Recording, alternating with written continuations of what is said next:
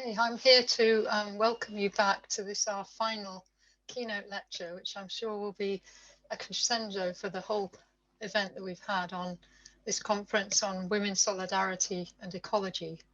So I'm going to hand over now to Professor Johannes Zachhuber, who's Professor of Historical and Systematic Theology in the Faculty of Theology and Religion at the University of Oxford. And we're delighted that he's agreed to chair this session and introduce our speaker, who's Catherine Keller. So thank you so much.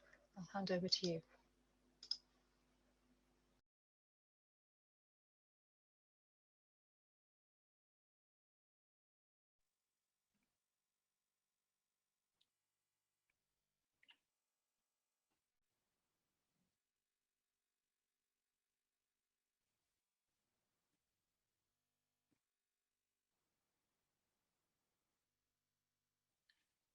Hello everyone.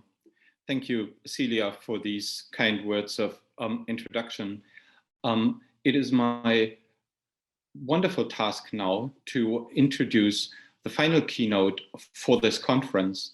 And the speaker, as Celia has already just mentioned, is Professor Catherine Keller. Now, I think Catherine is the proverbial speaker who needs no introduction. And so I'll just say that she is the George T. Cobb Professor of Constructive Theology in the Graduate Division of Religion of Drew University. For many years, Catherine has been one of the most original and creative representatives of constructive theology in our current debate. Among the many books she's written, I will just mention the most recent one because it's literally hot off the press. As far as I can tell, it was published only a few weeks ago under the title Facing Apocalypse, Climate, Democracy, and Other Last Chances. And as you will easily see, this book links directly to her talk today, which is under the title Solidarities of Difficult Difference Toward the Conviviality of the Earth. Professor Keller, we very much look forward to hearing you speak.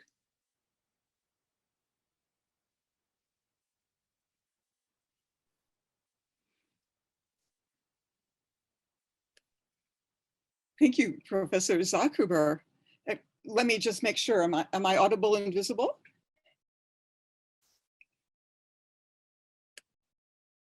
Yes? Okay. Yes, absolutely, yeah. Great. Want to get those two dimensions in play at least, even though we're missing the third. So thank you for such a gracious introduction, Professor Zachhuber. And of course, we are all grateful to Celia for this event and for her terribly laudable leadership of the Laudato Si Institute. So much has been said during this conference so persuasively already that we may feel that what we need at this point is not more words, but action. But since we don't have the option of storming out into the Oxford streets together to demonstrate our care for the common home, I will offer some closing words on behalf of that sense of care, of the common, of home. Those are metaphors that trigger the question of woman, don't they, as traditional keeper of the home. And that question marks women's struggle for liberation from patriarchal assignations. This event has gathered us under that mark because the language of the common home invites an immense alternative to any standard patriarchal homeowning and planet dividing commodification of dwelling place, of domicile. Indeed, common home humbly but radically signals the chance of solidarity as a collective practice of care for all that we do or could share in common. I suspect each of you struggles in different ways to dispel any presumption of a commonality that represses difference, gender or class or race or religious or even species difference. The common home does not signal any dull domestic unity. Home is the oikos of our collective ecology, and ecocide in Father Kureethadam's indispensable articulation is oikocide, home killing, Well, that's the opposite of homekeeping, isn't it? Tilling the earth and keeping it in the Pope's key exegesis.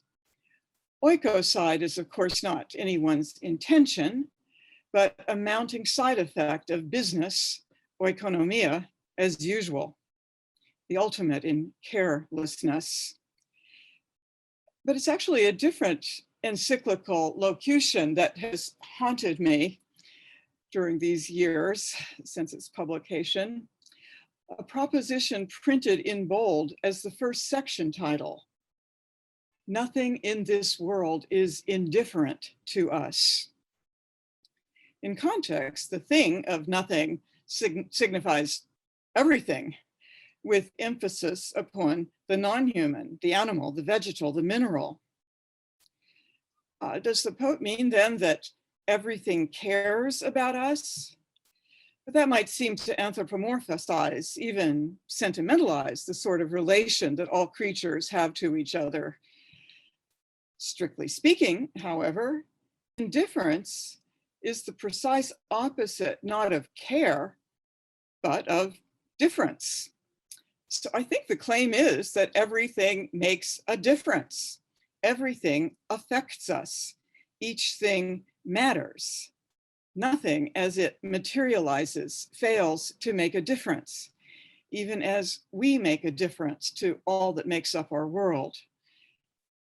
And yet, despite this fundamental interdependence, civilization is fueled by a great power of indifference. It has numbed itself to this entangling difference. So the global oikonomia pits itself oikocidally against not just nature out there, but our own nature as creatures, and so against a cosmos of interrelation. In other words, integral ecology presumes an ontological relationalism. Its cosmology has deep resonance with the ecumenical movement, which some of you know of process theology. Process theology unfolds the century-old thought of the British mathematical cosmologist Alfred North Whitehead, who said that everything is in a certain sense everywhere at all times. Everything in its difference. This universe of endlessly created difference is far from indifferent. So it happens to have been the leading process theologian, John Cobb, who within 3 months of the encyclical's release called forth a collection of 60 essays, multidisciplinary, multi-religious, multi-secular. The anthology is called For Our Common Home. There it is. Process relational responses to Laudato Si. Not accidentally, the process relational cosmology has long been a crucial resource for much ecological, feminist, and ecofeminist theology. So today I want to offer 2 lines of inquiry into gender difference and the common home. First, the matter of gender in relation to the materiality of the earth. How does gender difference make a difference in relation to all the differences that materialize as our terrestrial ecology? That question will then hook us into the second line of inquiry. How does gender difference pertain to religious difference in the common home, even to the difference marked by my role here as a Protestant feminist theologian? In the end, I hope we agree that the common, the commons, the commonality of the world renders all creatures examples of, not exceptions to, the entangled differences that make up our world. So, first line of thinking. How does the non-indifference of the earth relate to gender? Specifically, how does gender play out as extractivism, which this conference is lifting up? It's surely not that men are in some inherent way oikocidal, but perhaps we, including we men, might agree that a toxic version of masculinity has penetrated into the depths of the earth and into the breadth of its climate.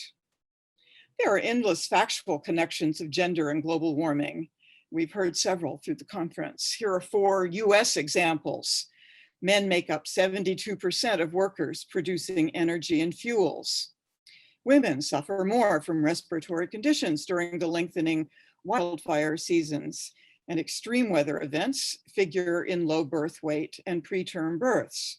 And the 4th, around half of Americans believe the climate crisis is currently harming the United States. Oh, that's our 50% on everything. But this includes 53% of women and 45% of men. And most likely to agree with the statement are Hispanic women, 67%, and Black women, 63%. Again, the issue is not gender difference as such, not some essential supremacism of man over and against woman and Mother Nature. The issue is the tragic world history in which oppressive systems of gender, race, and economics congeal into potent forces of exploitation.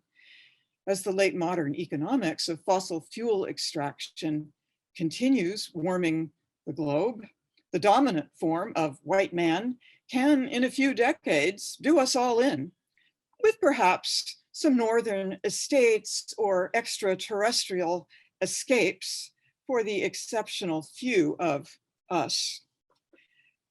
But long before modernity, that penetrating masculinity had projected its colorless indifference beyond the world in the form of the omnipotent Lord, the unmoved mover, untouched, unaffected in his high he-ness, his heinous highness, his transcendent indifference. So the power of love thus got inverted into the love of power. Feminist theology has answered with a half-century-long choir of protest.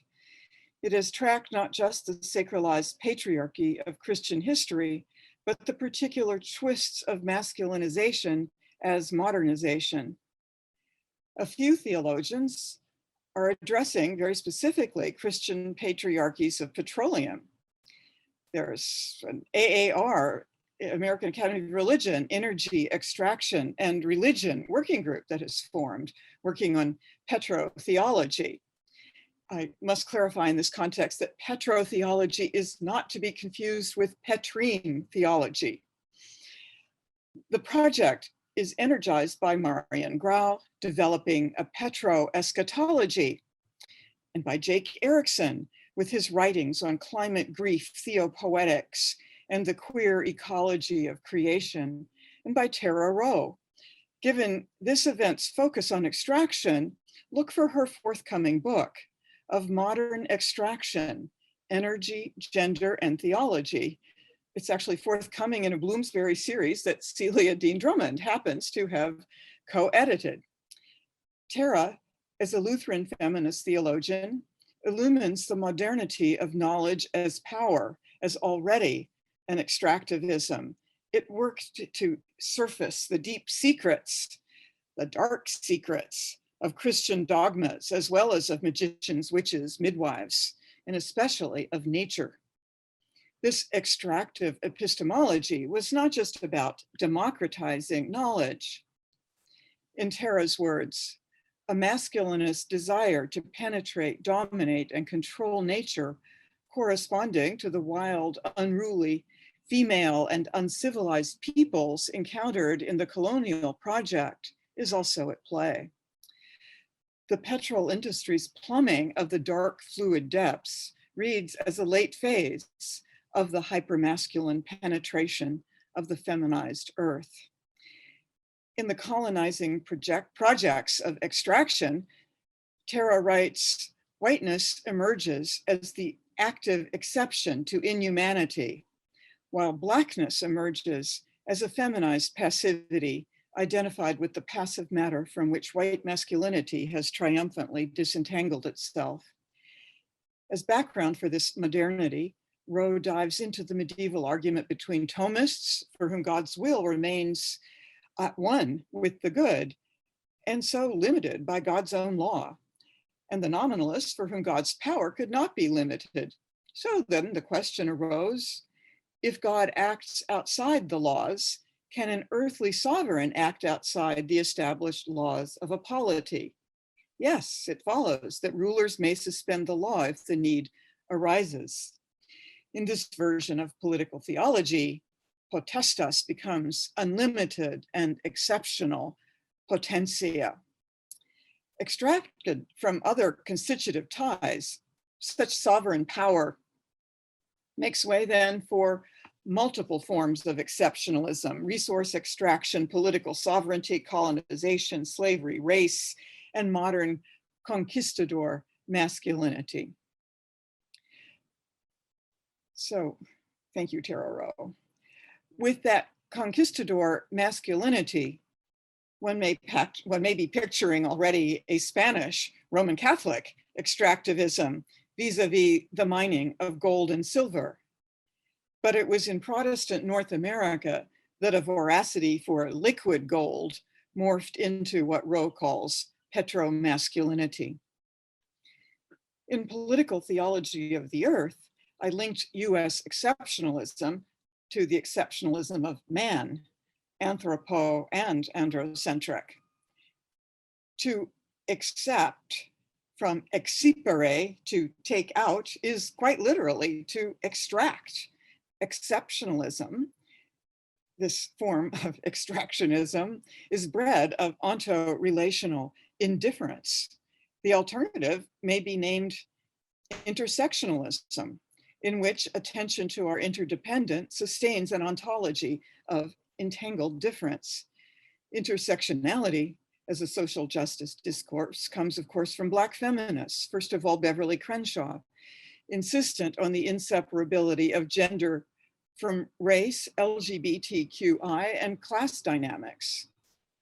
And if we map the intersections onto their earth ground, we find ourselves in a field of relations badly out of balance.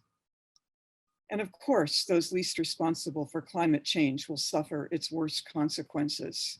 Among humans, that means non-white, and yes, disproportionately female populations.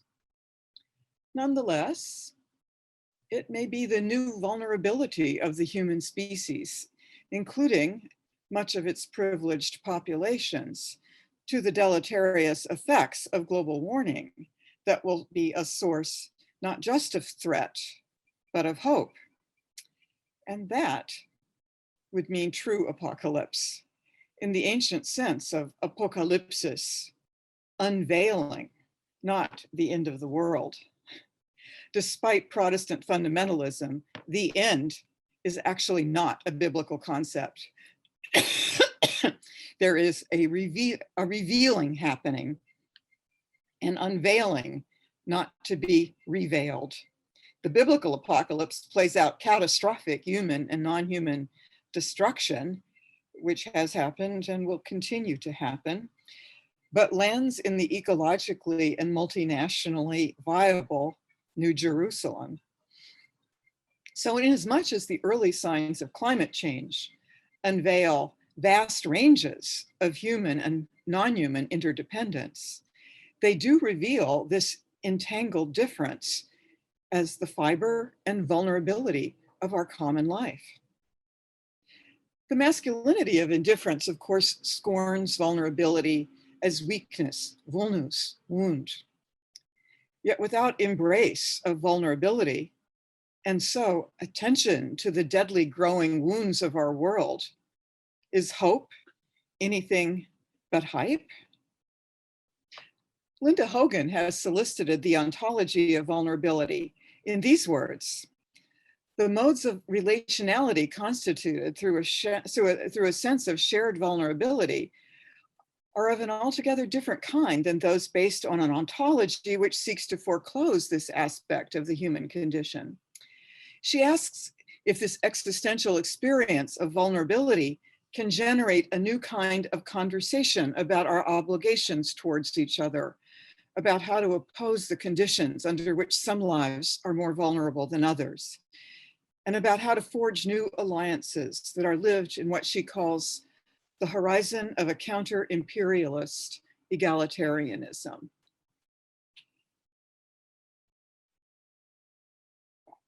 This conference and all the conversations that the Laudato Si Institute will host surely signals the advance of such new alliance. Hence my second line of inquiry.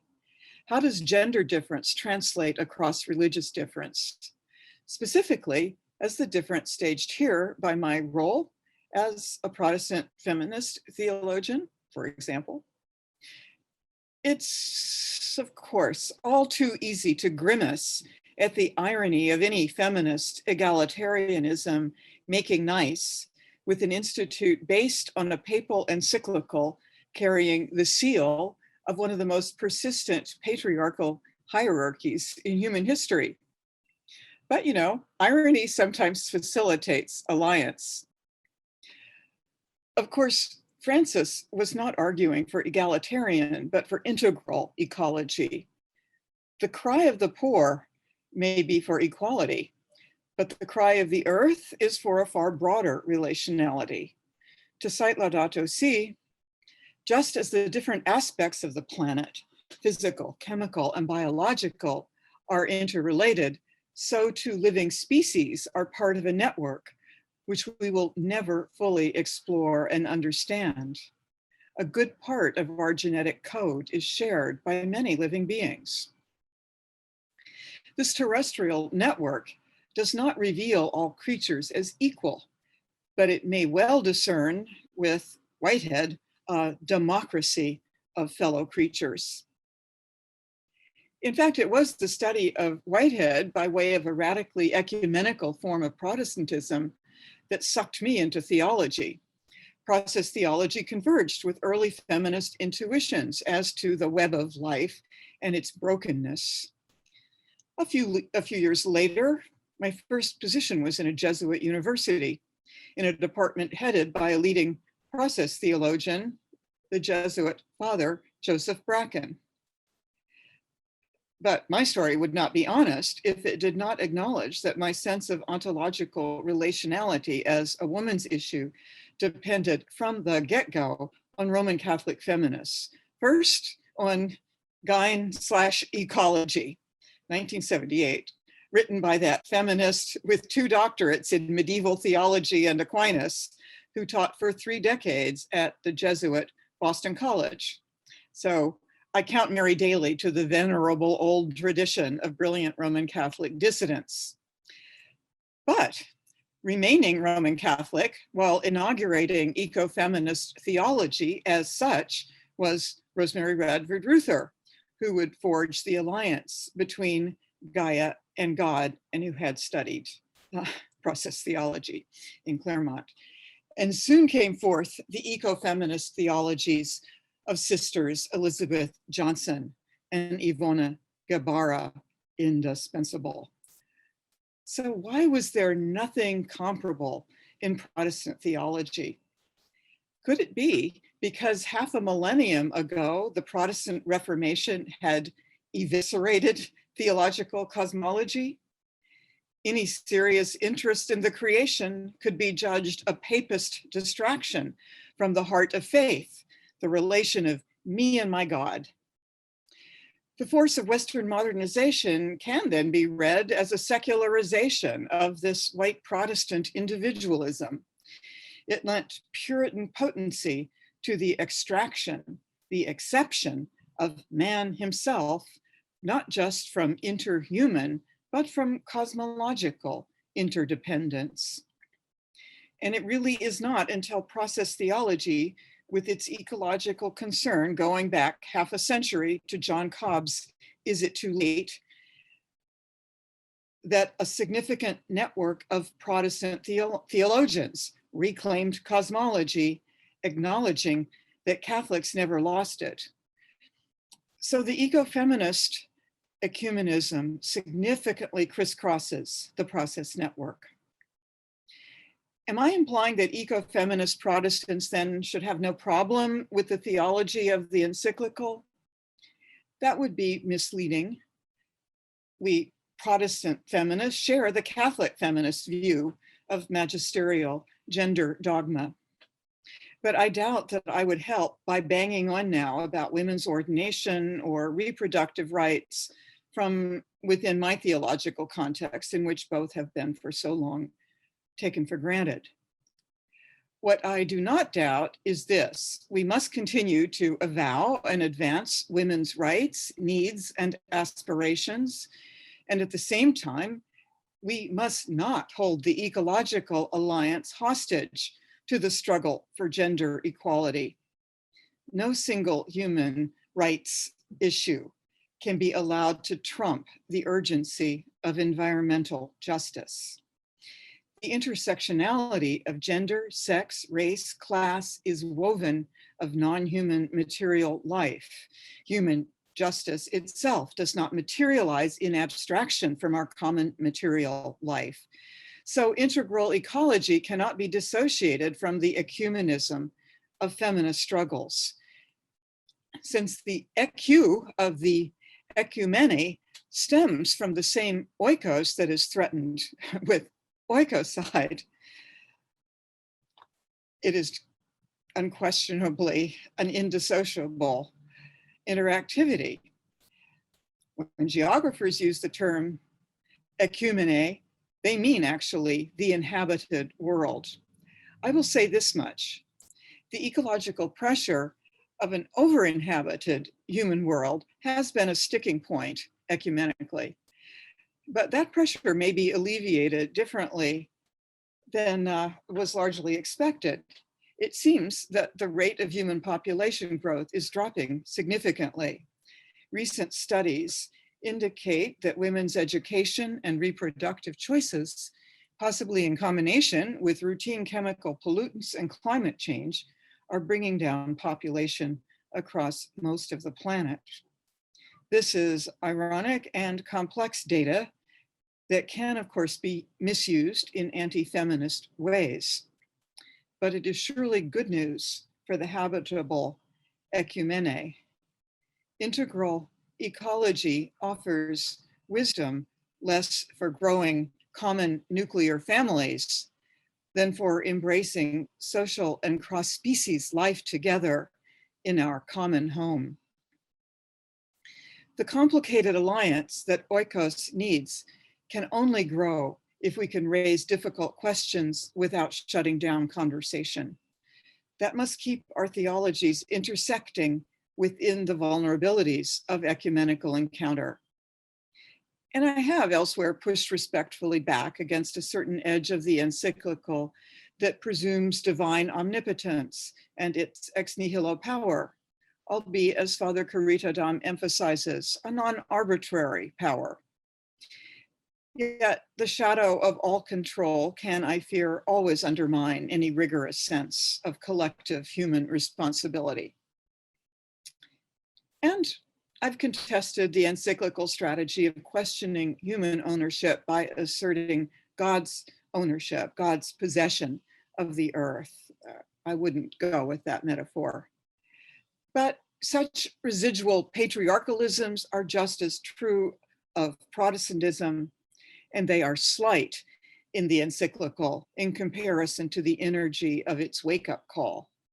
Perhaps indeed they are concessions that are useful, maybe even crucial, to awakening the more conservative publics that an integral ecology most needs to reach.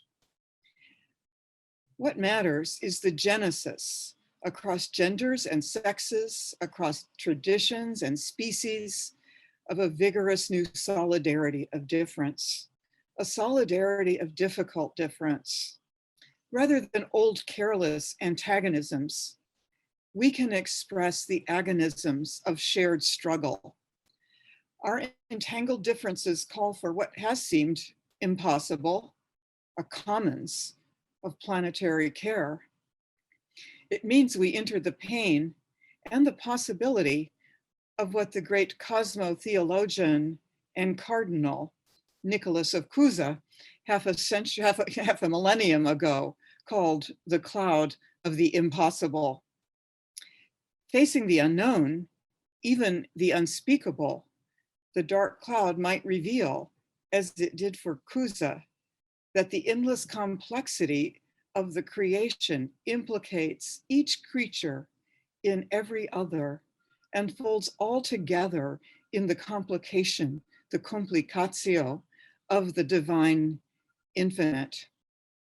Such a cosmotheology could have guided modernity in quite a different direction, in which difficult differences might have learned to coincide mindfully, even sometimes in coincidentia oppositorum. This cosmos cannot be abstracted from its creator, who cannot be subtracted from any creature. This God does not and will not do our work of world healing for us. But in the luminously dark cloud, he, she, it, they might be making it possible. Then we might find our way, our ways to a home keeping beyond home killing, in the difficult difference of a creaturely conviviality, life together. It would not be about a happy ending, but about an eco-convivium in which none of the lives are indifferent to each other. And enough of the human lives realize that truth, enough to make the integral ecological difference. So thank you all for this convivial meeting. And I look forward to our conversation and to the contribution of Father Josh.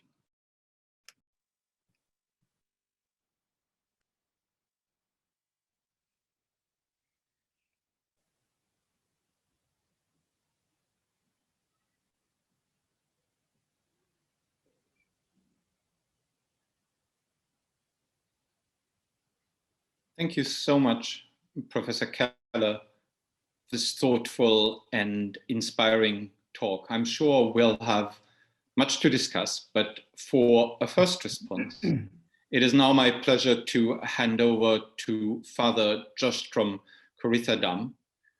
Father Joshtrom is coordinator of ecology and creation at the Vatican Dicastery for promoting integral human development.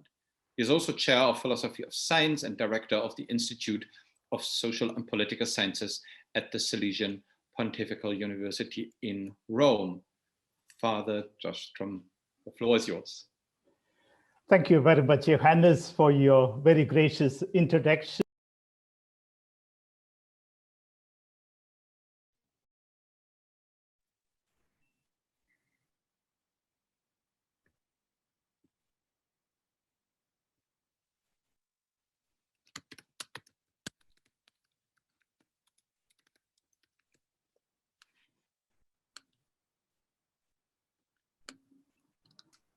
Sorry, Father Joshtrom, we can't hear you. You're muted. Yeah, can you hear me now? Oh, yeah, we can hear you now. Yeah. I'm so sorry. Can you start again? Yeah. Thank you. Thank you. I think I was unmuted by someone. Thank you for this very gracious introduction and greetings from the Vatican City. I'm so very grateful to Celia and to the Laudato Si Research Institute for this kind invitation. And my presence at this conference is also an expression of how much we at the Dicastery appreciate your important work and cherish our partnership with you. It's a joy and honor for me to respond to the excellent paper of Professor Catherine Keller. I have had the privilege of reading it beforehand, and the insights of Catherine deeply resonated with me. It is such a rich paper with insights from cosmology, biology, theology, feminism, politics, economics, and so many other disciplines. There were so many ideas that resonated with me. And the difficulty was which ones to pick up for a 10 minutes response. Light came last night while I was going through the paper again. It struck me that Catherine's keynote so eloquently addresses the very title of this conference, Women, Solidarity, Ecology, and so providentially sums up the entire conference. So I would like to offer just 3 reflections as part of my response, but I will do it backwards, beginning with ecology and then talking about solidarity and women. Catherine begins by speaking of the care for our common home, the subtitle of Pope Francis' landmark encyclical Laudato Si. As we all know very well, this is what ecology is all about.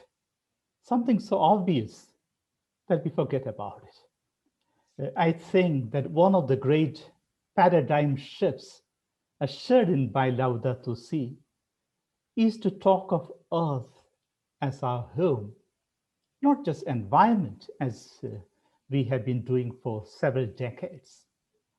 As Catherine rightly points out, inspired by her own process theology background, we have neglected the cosmological dimension of dwelling in this common home. So please allow me to dwell a little on Earth as a home. Modern cosmology tells us how Earth is indeed a home made possible by thousands of unique factors. For example, in our own solar system, it is only our home planet that lies in the habitable zone, 93 million miles away from the sun. They say that if we were closer by just 2 million miles, Earth would be too hot. If we are just 2 million miles farther away, Earth would be too cold to support any form of life. It would be sufficient to contrast Earth with our immediate neighbors. Venus has an average temperature of 460 degrees centigrade, of course, due also to the high quantity of CO2 in its atmosphere. And Mars can reach a bone-chilling 120 degrees centigrade at night. There are so many cosmological factors that render Earth a home. The fact that Earth lies tilted between 21 and 24 degrees, which makes seasons and ultimately agriculture possible. That the Earth's surface is 70% water and 30% land. If the land surface was greater by just a few percentage, it would have been too hot on the land. I can keep on recalling these unique factors. So it's so important it is in this context to regain this sense of awe and wonder in being in this home. At the same time, as Catherine mentions, we are committing an ecocide, the killing, the destruction of our very home. And this is what scientists have been telling us for decades, and what our children, I think they have understood much better than us. And they descended onto the streets and our squares to protest against this ecocide.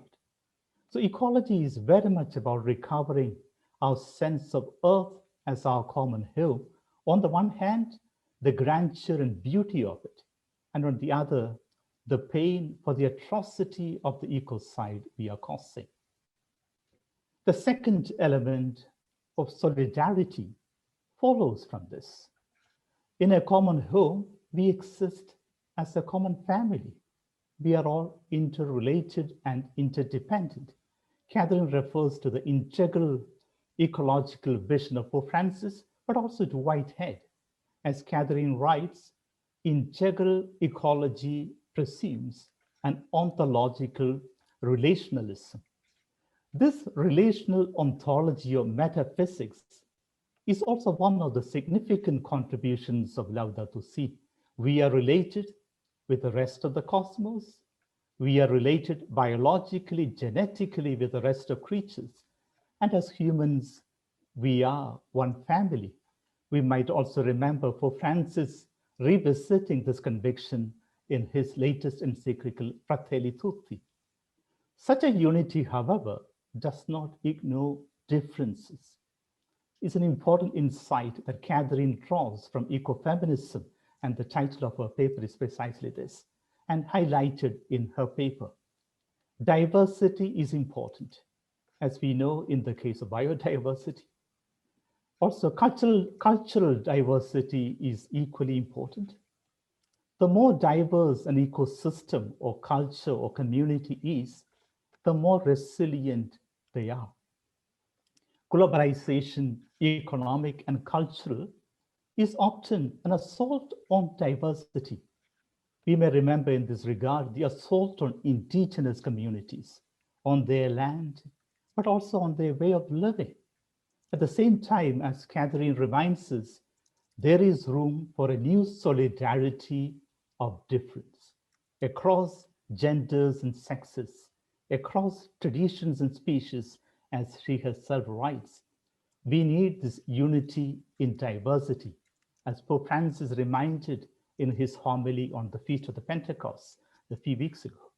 This solidarity in differences, a solidarity that will lead to an alliance of people of goodwill to heal our common home.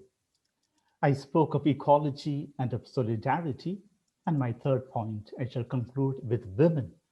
Catherine highlights at least two unique contributions that women can make in this regard.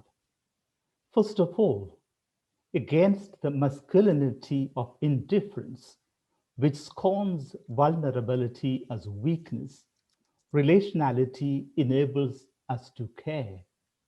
Caring is what makes us really imago Dei, God-like. I remember an article of Rowan Williams in this regard, where he also comments about Laudato Si and says that it is in caring that we become truly God-like, icons of God. Catherine beautifully links caring with embracing vulnerability. Embracing vulnerability, becoming vulnerable as Jesus does in his kenosis, in his self-emptying letter to the Philippines, 2nd chapter, verses 6 to 11. And I think of some beautiful insights of Dietrich Bonhoeffer in this regard on the kenosis. And kenosis is the highest form of caring, because we care when we are empathetic, a quality which is particularly feminine. Women are our teachers when it comes to caring on the paths of vulnerability. Women are carers par excellence, from mothering to parenting and in so many other ways. I should add yet another contribution of women. Women not only care, they are also, I would call, master denouncers. We see it in most ecofeminist authors. Ecofeminism itself is a prophetic criticism of the poisonous status quo of domination and of mastery of the earth and of great social economic inequalities. We see the fire and energy of women and their capacity to resist and denounce in environmental movements where women are leaders and protagonists. In the previous panel, Molly and others spoke so well of this point. I might think of the Chipko movement in India in the 1970s, where forests were protected thanks to a courageous community of women. We have seen this holy anchor of women in the little girl Greta Thunberg, when he spoke to the powerful at the UN, at Davos, and at other elite forums. We see flashes of this righteous anchor also in Catherine's paper when she denounces extractivism and the neoliberal economic paradigm. I conclude, I wish we had more of this holy anchor, like Jesus, who drove out merchants from the house of God, consumed by the zeal for our common home. And our common home is on fire today. We need to recover the sense that earth is our common and our only home. We need to grow in planetary solidarity. and we need to care for it with the concern and passion of women. Well, ecology, solidarity, women, and back to the title of our conference. Thank you very much.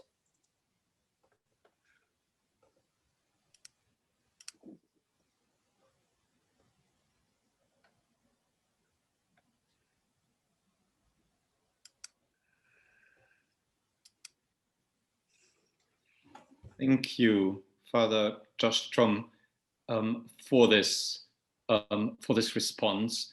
We now have about 15 minutes for discussion, and I would very much encourage all participants to type their questions into the Q&A box, which is, for those of you who don't yet know, is sort of at the bottom of the Zoom application that you're using. But before I open the floor to general questions, I would like to give to Professor Keller the opportunity to respond in a few words, perhaps, to what Father Joshtrom has just said. So it's a brief response to a response. Thank you. And of course, I'm deeply grateful for Father Jostrom's grace of response, beautiful ecumene being practiced right here and now. And yes, just a few quick responses. First, in relation to, I'll make 3 points in relation to your 3 points. We're in relation to the 3 points of the conference itself. Ecology, I'm just really delighted that you brought out the question of the fine-tuning of the universe. I think it's really worth going into detail there whenever one gets a chance. And so I'm glad that you brought out the question of the 93 million mile interval between us and the sun, and how 2 million in either direction would have made disastrously all the difference. So yes, to reflect on the fine tuning, as it's called, of the universe is to just be brought into a state of wonder. Now, scientists, as you know, are very aware of this. The scientists who work in astrophysics or in cosmology are the ones who have been formulating more and more. I mean, I think there are about 40 of these variables now, right? The more the universe is studied, the more finally it is studied, the more the fine tuning comes through. I really recommend to folk a book by Mary Jane Rubenstein, which is on the multiverse, and it on the theory of the multiverse, the book on many worlds. So, and what she pulls out is that the multiverse as a concept is a way of coming to terms with the endless complexity, diversity that seems to be within what we call world. But sometimes that multiverse theory is itself used as a way of avoiding facing the fine tuning, because what the hardcore secularist form of science wants is for, after all, everything to have come about by accident, that all the order of the universe has to have been an interaction of chance and then natural law. And the fine tuning belies much of that randomness. And so if you have a multiverse, you get maybe even millions of universes, or an infinity of universes, as is sometimes, like seriously claimed, then of course in one of them, just by accident, the kind of life that we have could have come about. So it's a kind of multiverse ad absurdum that is developed on just that one side of the science in order to put up defenses about how pure chance just doesn't seem to be explaining the dynamism, that there's something that feels very much like wisdom at work in it. And this is, I think, a helpful basis for solidarity and solidarity between all of us who are religious in some way and secularists, because most secular thinkers who are scientifically tuned don't go to the way of the extreme multiverse. And so, yes, the cosmological relationality then is philosophically carried by an ontological relationality that the Pope has developed very brilliantly and very accessibly.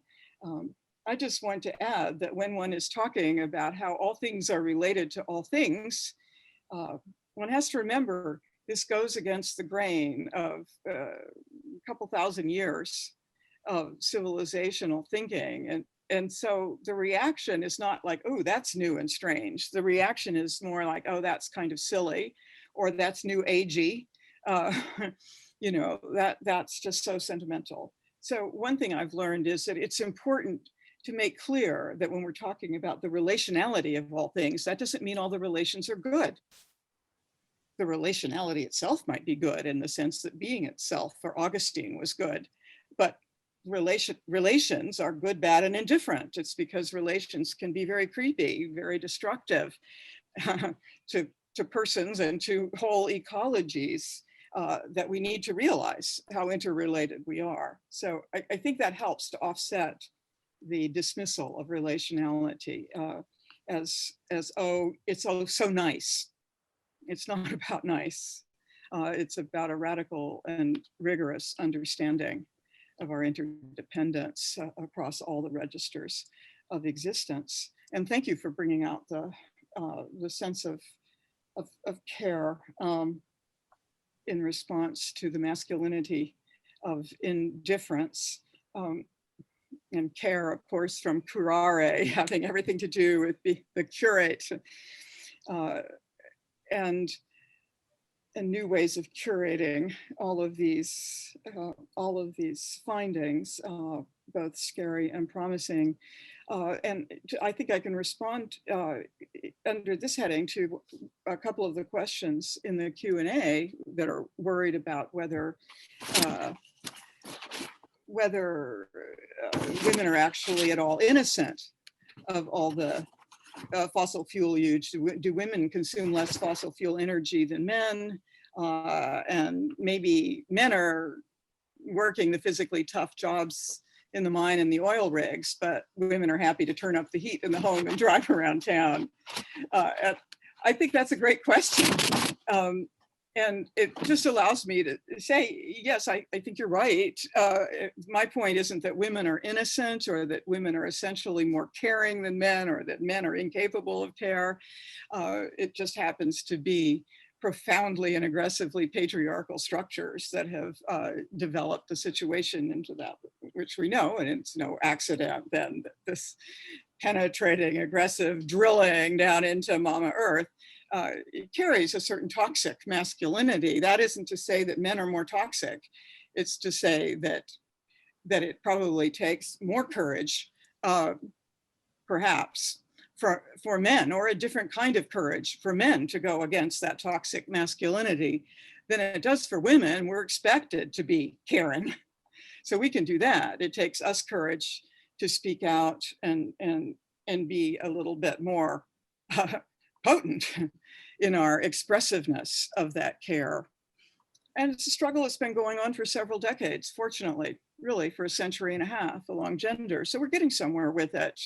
And for me, it was a little bit of sentimental satisfaction to get back to the question of gender and ecology, because I haven't been focusing on that issue very much at all, the gender connection in particular for a while. Probably race gets more of my attention right now in the United States. Yeah, but the point isn't that any identity group is innocent, but rather that the structures of identity have entrapped us. And because we're also relational, the structures that we're born into and shaped by in our relationships really form who we are inside.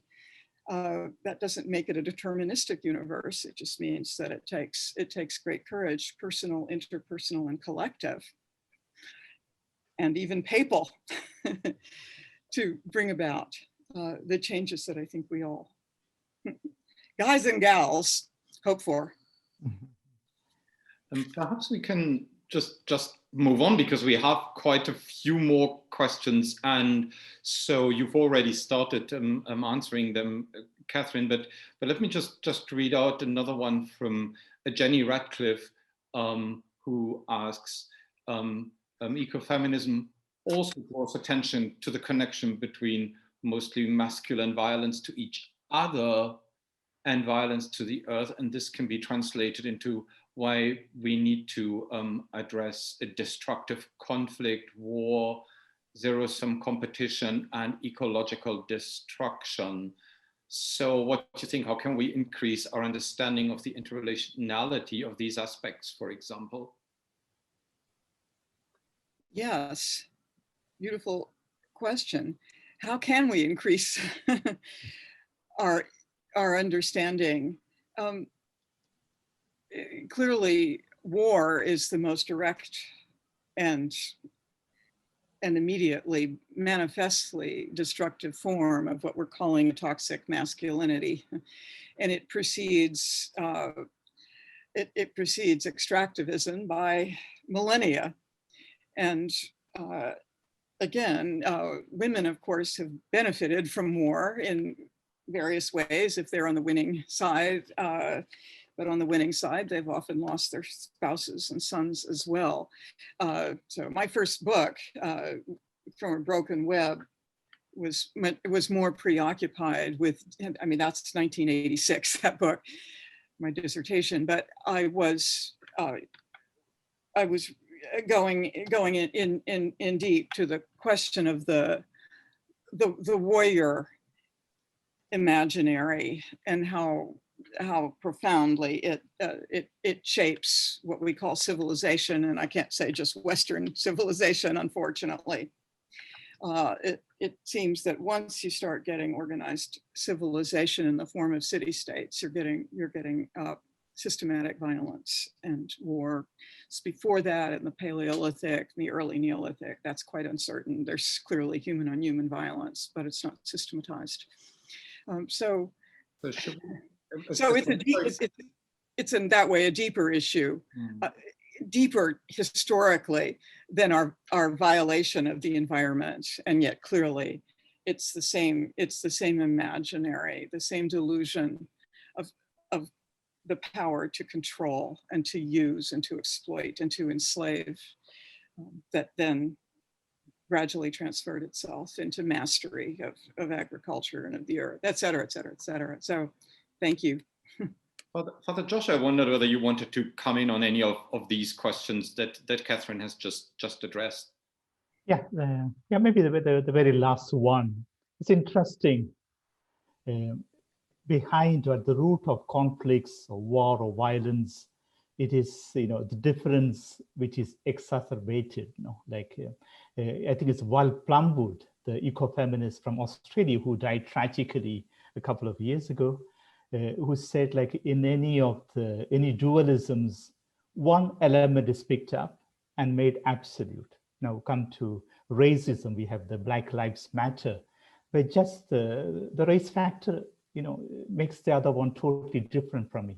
The same thing has happened in the history with regard to religion, with class or caste story, where one element is picked up and the other one is, and unfortunately, there are political systems or ideologies that thrive on highlighting, exalting the difference above the rest.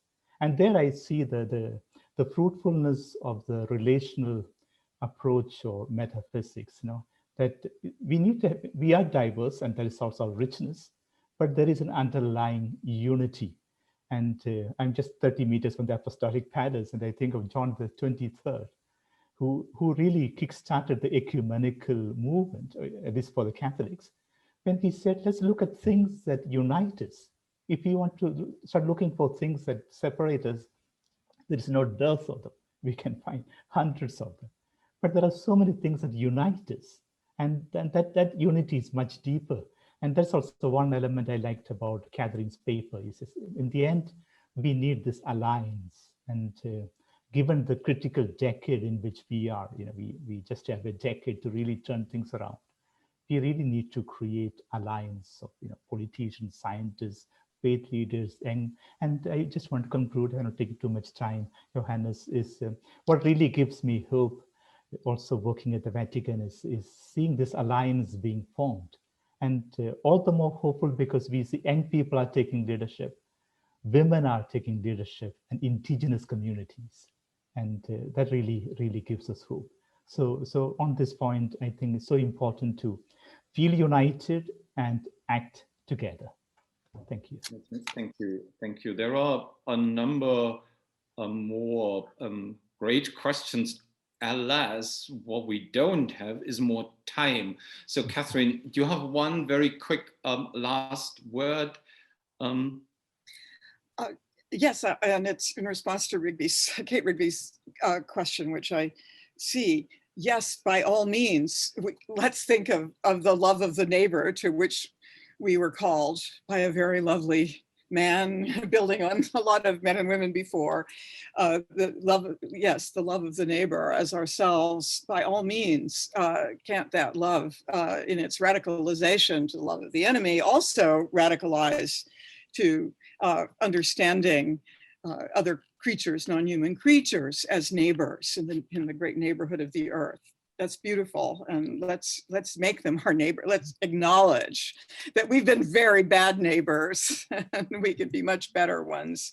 And of course, that entails, as does any honest sense of solidarity across difficult difference, that we build solidarity with what you're calling the bio-inclusive forms of religious traditions, not just with the other so-called great religious traditions, but with more indigenous, local and tribal traditions that precede the big civilizational religions. Those are crucial zones of practice for the solidarity that we need, and therefore the mutual transformation. But the last words, that's just Laudato Si. Well, I'm sure that's an excellent note on which to end. The last thing I will say is just thank you once again to both speakers for what I really think was a fascinating and inspiring panel. This brings the panel to an end, and I now hand back to Dr. Deane-Drummond for some concluding words to the conference.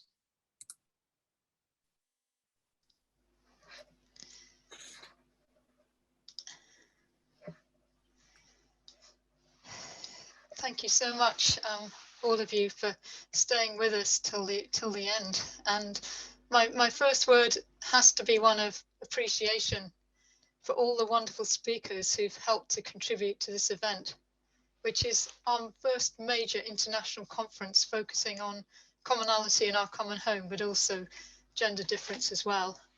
So women, solidarity, and ecology.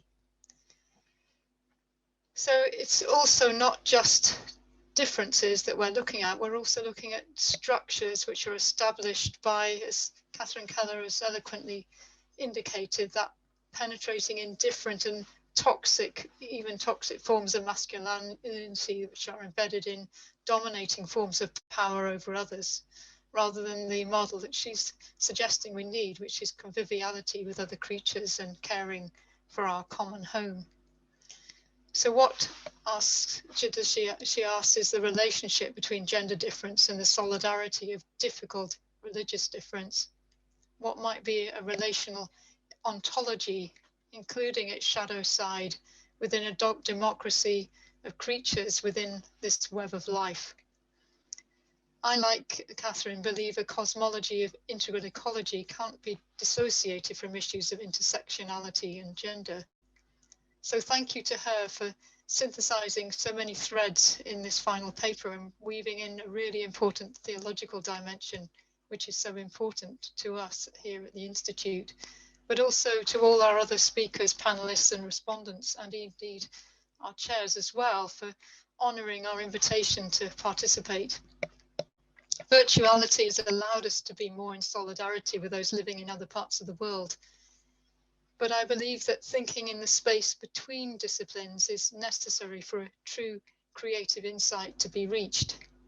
And since the Enlightenment even, our world's become fragmented into too many specialisms, making it really hard to have intellectual authority beyond those realms in which we've specialized. But we didn't begin with an academic discussion quite deliberately, but began with the experiences of ordinary people across the globe, and women in particular. And so our opening and panel reminded us, importantly, that it's the indigenous women of the Amazonian region that have something vitally important to teach us as individuals, but also the church in the Western world, rather than the other way around. So the solidarity is not just about listening either, it's also about recognizing the inequity which is still rampant, forcing those living in poverty to burn charcoal in Africa, for example, and dumping toxic waste arising from rare earth mining on vulnerable women just will not do. How can we preach environmentalism without tackling the underlying issues of poverty and deprivation? Failure to address joined up thinking means that the womb of the earth is being destroyed, oikocide. So if colonial sensibility originally presumed that success could be emulated by cultures imitating Western practice, now we need to acknowledge that in many respects that original enlightenment has failed by running roughshod over the lives of ordinary people. And such messages become reinforced when hearing stories of indigenous women who are risking their lives and livelihoods for the sake of defending life itself. We need to be humble enough to admit that failure and learn from these other traditions and cultures. And our main teachers must be those who have been habitually marginalized and oppressed by secular and religious structures as well, namely women. Does it all boil down to the way money has corrupted humankind in the way that Michael Northcote suggests? Money creation feeds into the existing inequities, benefiting a few rather than the many. So from its creation to its use, existing structures and systems of finance and economics are woefully inadequate. There are then a number of different threads that start to emerge. Our existing structures of economics, mining, energy production, and even green energy production are failing the majority of vulnerable populations across the globe. Inequities are made even worse by climate change and COVID-19. Religious communities have an opportunity to be prophetic in modeling an alternative way of approaching finance and environmental responsibility, but they can only be done in solidarity with others, including access to energy for those who are marginalized and vulnerable. Let's take note then of organizations like A Rocha, CAFOD and Faith Invest, and also acknowledge the sacramentality of divestment from fossil fuels that we heard today, that are all in their different ways trying to set forth an alternative through organizations such as the Global Catholic Climate Movement, for example. In the meantime, human rights violations have become ever more exacerbated by ecological problems. And given the heightened sensitivities to gender, racism, and other intersectional issues, human rights approaches represent, I would suggest, a vitally important tool in the package of changes that need to be in place to tackle the complex and interlaced issues of biodiversity loss, environmental damage, inequity, discrimination, and oppression, as well as the rights of future generations. If we opt for other traditional Roman Catholic frameworks, such as the common good, that good makes no sense without integrating vitally important issues of gender and solidarity with all God's creatures. The commonality of the world unites. Those who are sensitive to the damaging impact of current global market economy will agree that the transition to a carbon neutral economy is an important way forward. But if this is done irresponsibly without addressing the needs of the most vulnerable communities that are impacted by alternative extractivist industries, so repeating this toxic form of masculinity, we will have simply replaced one failure with another. So structural aspects are vitally important to consider.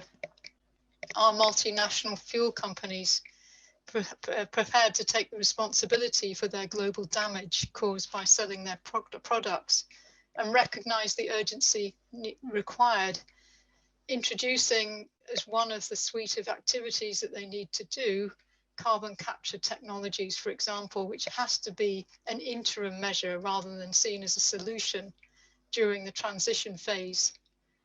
This is unlikely to be voluntary, but then it raises once more the need for internationally robust agreements that will force all distributors to comply with the new regulations. So how do we approach this scaling up of decarbonisation so that by 2030, the target of carbon neutrality of net zero is reached, as in the 2050 European Green Deal? In Europe, fairness and cost efficiency are being explored together. But taking account of the need of a just transition must refer to gender inequities as well as the others. What does perceiving climate governance through a gender lens suggest? Market-based technological solutions are never going to be sufficient. So social innovation, including making polluters pay, is essential. The demand for cheap energy is particularly acute, but those who have the means to make choices need to exercise them responsibly. Educating for the long-term health of our planet and the life of ecosystems, along with preserving cultural diversity, needs to be tackled together rather than separately. So how might a genuine ecological conversion take place in a way that's positively including gender issues and in solidarity with the overall health of the Earth? And I think it's clear from our discussion so far that such transformation needs to be at all levels: individual, community, structural, including those related to issues of governance and politics. There are always going to be prevailing counter forces at work, promoting alternative narratives due to powerful invested interest. How can those damaging powers of the most powerful be stemmed or at least regulated, while also enabling those lacking a voice to be heard? Responsible forms of mining need to be developed which show respect for those living in the region and ecologies in which they're based, so that their voices are included in any decision making without coercion. Even political and structural changes always include actors who make those decisions. So here environmental psychology is important to consider. Courage to stand out and act with one's conscience may require sacrifices. And as a theologian, I don't think we need to give up on the importance of influencing individuals, both within and outside the churches in which we worship. But it has to begin with inclusive ecological conversion of the church institution itself. Theology that is contextual does make a difference in spite of the indifferences that we see around us. In the face of oikocide, theology could allow a different kind of interrelational approach. But also, I would argue that the development of specific virtues, such as practical wisdom, hope, and mercy, for example, can become principles that then impact all levels of society, including the political. Those women who are suffering the most are not necessarily asking for justice. What they call for is mercy. Without the principle of mercy operating at all levels of society, as John Sobrino helpfully reminded us years ago, we become dehumanized. Yet mercy also needs to be extended out to all those creatures who are suffering and dying irreversibly to extinction. Without a healthy earth and ecosystem, no healthy human life is possible. Practical wisdom, which includes deliberation, judgment, and action, comes into play when we're faced by competing demands between two goods or between curtailing two or more evils. How should we best act when there's an acute demand for urgency, but when our actions are not always predictable in their impacts? Foresight within prudence helps here, but so too does memory, so we can't forget our histories and our collective stories. Finally, hope and the principle of hope means that even though the future of the planet looks bleak, giving up is not an option when our hope is through and beyond the death that we are facing together as a human earth community. Christianity has taught us that death, our death, is not something to be avoided necessarily at all costs. That embrace doesn't mean fatalism or even welcoming it, but rather the sting of death is taken away in the hope that God in Christ accompanies us on that journey in solidarity with us. Could that same solidarity apply to the feared for death of the natural world and its inhabitants? My answer as a theologian is a profound yes. Resurrection hope applies to the whole planet, since our human lives are bound up with the lives of those other creatures on the earth in our common home. We can do all that we can to love our neighbours as ourselves, including other creatures, but life remains a gift which is given or taken away. Let us work together to be worthy of that gift that's been given to us. Finally, in these closing remarks, I'd like to thank and acknowledge Harriet David, who's worked to enable the conference itself to run smoothly and without any major technical hitches. There are others backstage too here at the Laudato Research Institute who've supported this project, including Becky Artinian-Kaiser, our Associate Director, and Tim Middleton, who's a graduate affiliate with the LSRI, who's been taking notes and recording some of our discussions. So thank you again for all those who stayed with us. It has been a long Zoom call for those who've been with us all the time.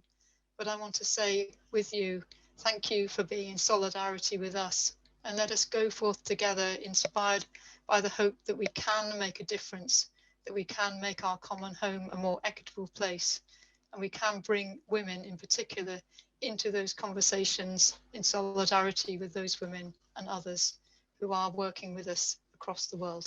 So thank you once again, and good evening, good afternoon, good morning, wherever you are. Thank you again.